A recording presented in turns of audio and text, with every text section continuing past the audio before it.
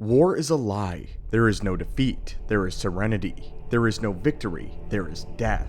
Through power I am enslaved. Through the Force, I am doomed. This, my friends, is a nihilistic code for a people that hate the power that they wield in the Force. A shocking conundrum. Many fringe Force-based organizations have their own code of ethics and approach to the Force. Whether light, dark, or neutral, all of them worship the Force in some way or treat it as a tool. That could be said for all Force sensitives who appreciate the power given to them by the living energy that binds the universe together. Originally in the lore, we believed that Kreia was the only individual that truly despised the Force. She came off at times as a radical who desired to destroy the Force, but we ended up finding a tribe of people that hated the Force even more than Kreia did. So much in fact, that they desired to destroy themselves. So today, we are going to be talking about a group of people known as the Doomed, a benevolent organization of Grey Jedi that absolutely hated the Force. But before our ship can make the jump to light speed, it seems we have a few stowaways. Some of you who are watching have not yet subscribed, so if you're enjoying our daily holocron uploads and want to be notified when we post our new knowledge, be sure to force crush that subscribe button. It is your destiny.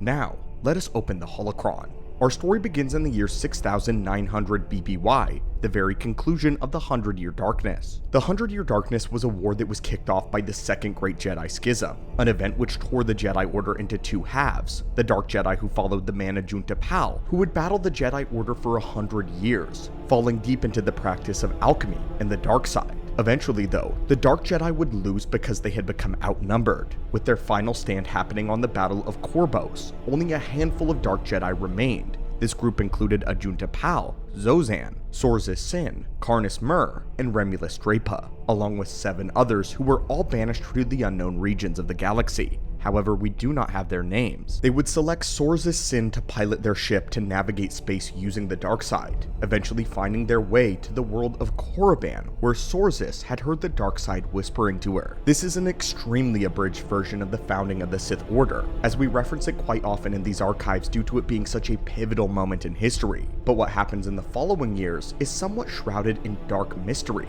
as the politics of the Sith Empire take a hold. But we do know that there was a major disagreement between the Dark Jedi prior to an internal civil war. The Dark Jedi, now Sith Remulus Drapa, desired to take their collected forces and return to the Republic with a vengeance to destroy the Jedi. However, their leader Ajunta and his followers were content with staying on Korriban in secret, rebuilding the Empire before attempting to make another attack and move against the Jedi. But Remulus was a Dark Lord, and not one for orders, and so he took himself and his followers onto a ship and left Korriban immediately, despite what their Emperor Ajunta had ordered, heading directly back to the known galaxy. Little did he know though that at that moment, several ships filled with Jedi were patrolling the area around Sith space. These Jedi had been veterans of the Battle of Korbos and believed that the Dark Jedi were too dangerous to be left alive, and so this group of rogue Jedi had scoured the galaxy for their exiled enemy. And by the will of the Force, they found themselves outside of what is known as the Stygian Caldera, which is the nebula that hides deep in Sith space, right as Remulus exited it. With no time to call for help, the true Jedi engaged their fallen brothers and battled across the stars. They would end up chasing Remulus and his forces across the galaxy, ending up on the world known as Kesh. They found Kesh to be a forested paradise, with the inhabitants being primitive, purple-toned people known as the Kashiri. The Jedi and the Dark Jedi continued their war on the surface of this world, but due to the particular magnetic atmosphere of the planet, which interrupted all transmissions, neither the Jedi nor the Sith were ever able to call for reinforcements, or let anyone know where they were. This, combined with the planet's lack of natural metals, left both parties essentially stranded. They pressed on with their war though, wrecking the natural environment with their weapons, and inadvertently causing the deaths of the Kashiri.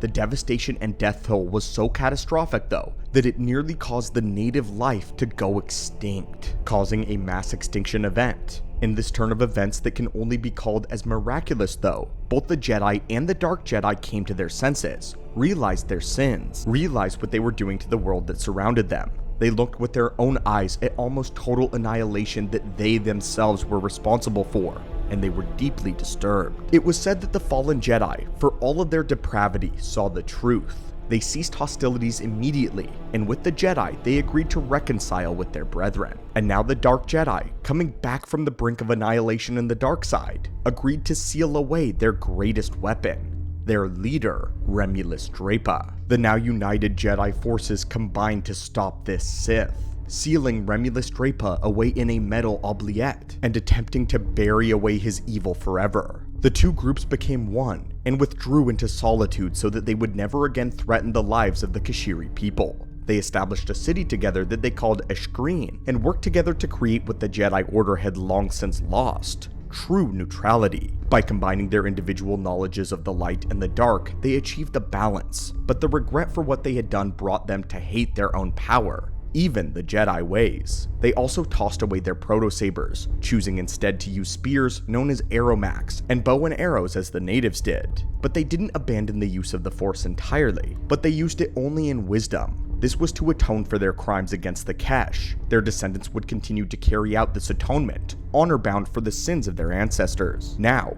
4,000 years after this group's creation, there were barely enough members of each species to keep going. Each generation is the last that we see of them. Yet, this balanced group has decided to embrace this fate, knowing that they would never leave Kesh as long as they have the ability to use the Force. They promised that they never would. To them, the Force was cursed, a disease which brought destruction, and so they called themselves the Doomed. To complete this transformation, they even set up a new code which they were told from the very beginning: war is a lie, there is no defeat, there is serenity, there is no victory, there is death.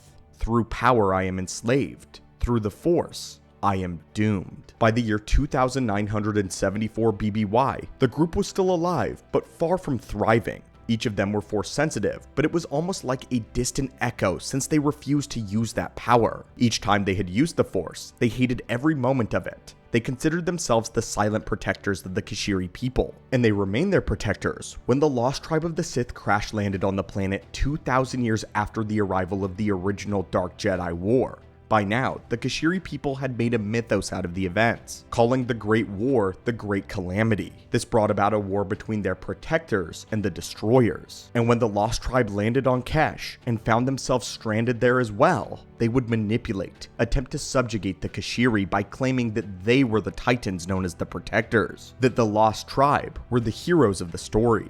The Doomed, however, did not interfere. Their powers were not great. And even though the Kashiri people were now enslaved, the Doomed believed that they were kept safe by the Sith tribe protecting them. The Lost Tribe would live in ignorance of the Doomed for many years, until the year 2974 BBY, when two members of the tribe, Spinner and Takara, would find the City of the Doomed, where the Sith were nearly immediately captured. This would result in Spinner releasing Remulus Drapa from the oubliette, sensing the dark side, and since the Doomed only ever referred to the oubliette as the weapon, he believed that he could use this weapon to gain control over the Lost Tribe. Little did this foolish Sith Lord know, though, that he was releasing an ancient power that he did not understand. A man who immediately began taking command, gathering the Lost Tribe of the Sith to his call. The call of one of the original Dark Lords. Drapa was extremely powerful, possessing an amulet that allowed him to control Sith Leviathans, powerful ancient beasts created through alchemy.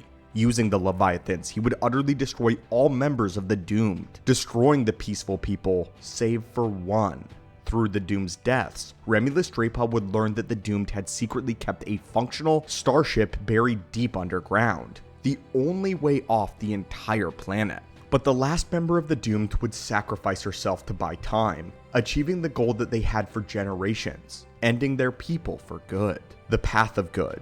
Eventually, Spinner would gain control of the ship and would use the turbolasers to kill each of the Leviathans. But Remulus would quickly gain control over the vessel. However, Spinner had cleverly double-crossed him and wired the ship to be set on a single course, a nearby active volcano. As Spinner and Takara jumped overboard into the vast ocean, Remulus Drapa was sent careening straight into the volcano to his death. And with that, one of the last of the original Lords of the Sith and the entire organization of the Doomed were destroyed in one day. Even though the doomed all went out in a mass extinction event one by one, I would like to think that through their actions in trying to buy time for Spinner and Takara, that they fulfilled their ancestral vow to atone for their sins. They had a hand in destroying the Dark Lord, who would certainly have caused problems for not just the Kesh, but for the rest of the galaxy, devolving it into another war. Remulus Drapa wanted war with the Jedi more than anything else, and the doomed stopped him. This event was contained on one planet, preventing the possible deaths of trillions. The whole story is told to us in the Legends comic Lost Tribe of the Sith Spiral, which I think was a very interesting spin-off from the rest of the events of the main galaxy. I honestly wish that we got more self-contained stories like this with big enough stakes to matter, but not so big that the whole galactic timeline needs to be rewritten. But tell us, what do you think of the doomed? The prospect of hating the Force because of what the people who used it had done is definitely a topic for deep debate. Kreia hated the Force because she believed it cheated her, using every living being as a puppet of its will. But the doomed believed to hate the Force because of how it led their ancestors to destroy the lives of the innocent. These moralistic and nuanced takes of the Force make for an interesting discussion, which we hope to read your comments about. Thank you for taking the time to delve into the archives and explore the enigmatic history of the Lost Tribe of the Sith, as well as the doomed. Their legacy serves as a stark reminder that through the Force, to some, it is not a path to peace, but a powerful and a terrifying cosmic weapon. The question remains, how will you choose to wield it? Will you let it guide you toward balance, or will it become a tool of domination and chaos? Your actions will shape the legacy you leave behind, just as theirs shaped their own. Choose wisely, and may the Force be with you.